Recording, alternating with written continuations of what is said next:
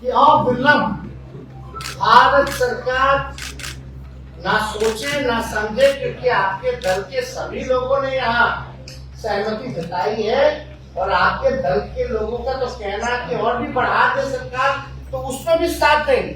अब जब आंकड़े जब सामने आते हैं और हम लोगों का मानना है और आंकड़ों में भी ये स्पष्ट हो गया है कि हर जाति में जो है गरीबी, चाहे ओबीसी हो, ईबीसी हो, एससी हो, जाति के लोग हैं, उसमें भी जो है गरीबी पाई गई। जो मीडिया के सभी साथी सभी लोगों का इस प्रेस वार्ता में आप लोगों का स्वागत करते हैं।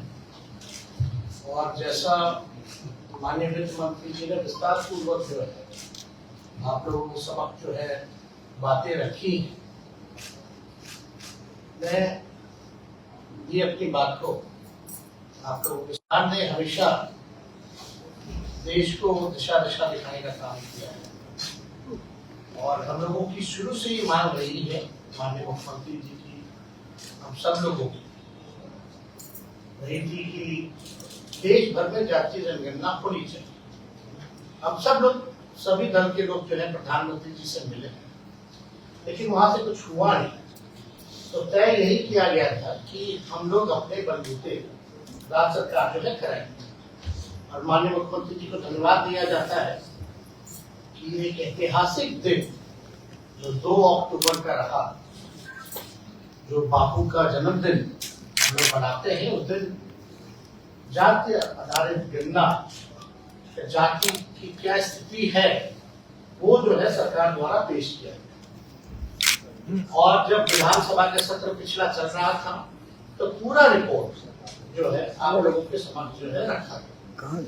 उसमें भी है, आर्थिक स्थिति भी है, सामाजिक स्थिति भी है।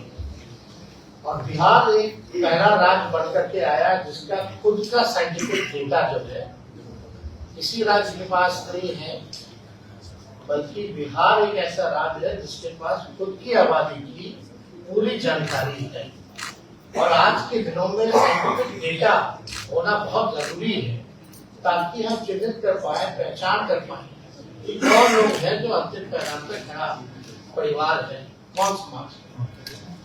तो ये डेटा आप लोगों के सामने आ ही गया था, इसमें कि लगभग जो है आप देखिएगा कि इसमें स्थिति जो है सारी स्पष्ट कर दी गई है। तो हम आंकड़ों में ज्यादा जाना नहीं चाहिए, लेकिन जब पेश किया गया तो हम लोगों का सरकार की यही सोच है कि what will be the next, अगला हम क्या करें।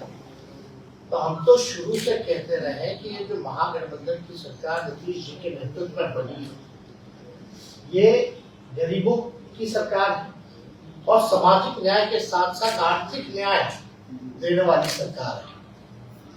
और देश में अगर सबसे बड़ा दुश्मन अगर कोई है तो बेरोजगारी और गरीबी है। और हर एक सरकार की कोशिश होनी चाहिए कि बेरोजगारी और गरीबी से हम लोग लड़े।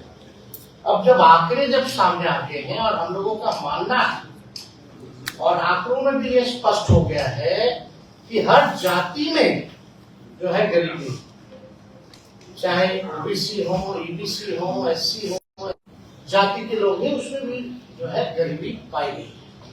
अब हम लोगों ने तय यही किया और इसमें सर्वसम्मति से सब लोग ने भी, माननीय मुख्यमंत्री जी ने जब प्रस्ताव रखा हाउस में तो सब लोग तैयार हो गए कि बढ़ाना, तो आरक्षण जो है उसको जो है बढ़ाया जाएगा जिस हिसाब का हमको रिपोर्ट आया। उसमें एससी एसटी का भी बढ़ाया गया, उसमें पिछड़ों का भी बढ़ाया गया, ईबीसी का भी बढ़ाया गया।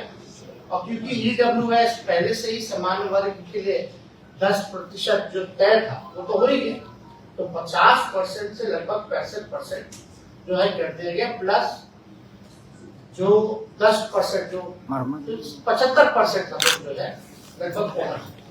अब हम लोगों को क्या करना है, कल्याणकारी योजनाएं हम लोग लाए। अब हम लोगों को पता है कि कौन भूमिहीन है, जमीन नहीं है जिसके पास, तो उनके सहायता के लिए माननीय मुख्यमंत्री जी ने ये भी पेशकश की कि उनको भूमि खरीदने के लिए हम लोग जो है 1 लाख रुपए की सहायता जो है करेंगे। 60,000 से 1 लाख तक पहुंच जाते हैं। अब जिसका झोपड़ी है, घर नहीं बन रहा, उसको भी 1,30,000 लोग जो है देंगे।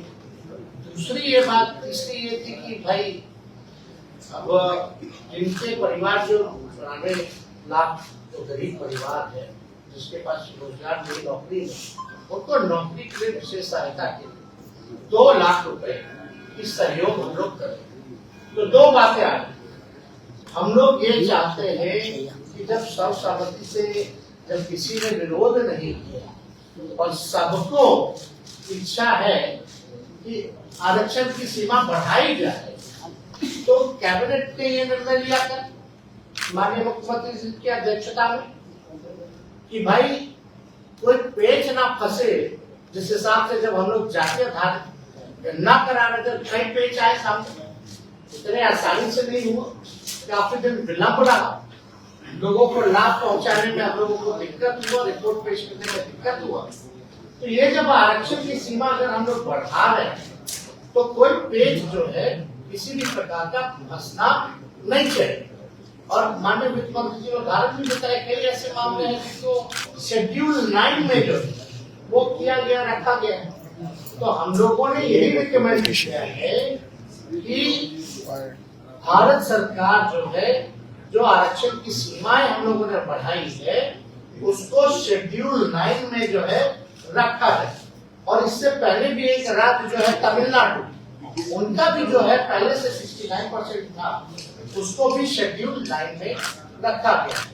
तो हम लोग तो यही अब इंतजार में है कि अविलंब भारत सरकार ना सोचे ना समझे, क्योंकि आपके दल के सभी लोगों ने यहाँ सहमति जताई है और आपके दल के लोगों का तो कहना है कि और भी बढ़ा दे सरकार, तो उसमें भी साथ देंगे। तो कम से कम बिना सोचे और विलंब जो है इसको शेड्यूल 9 में रखा जाए।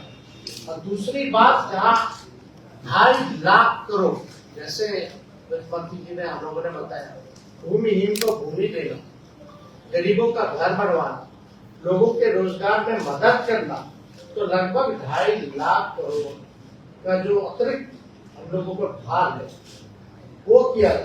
हालांकि मुख्यमंत्री जी ने स्पष्ट ये विधानसभा में कर दिया कि 5 साल तो लगेगा, लेकिन अगर भारत सरकार अगर विशेष मदद करते, विशेष राज्य का दर्जा दे देंगे, तो ये काम जो है 2 साल 2.5 साल में हम लोग जो है कर लेंगे, ताकि बिहार जो है गरीबी से मुक्त हो सके और अपने बिहार के लोगों के पास रोजगार हो, अपना मकान हो, अपना जमीन हो, ये हो सकेगा।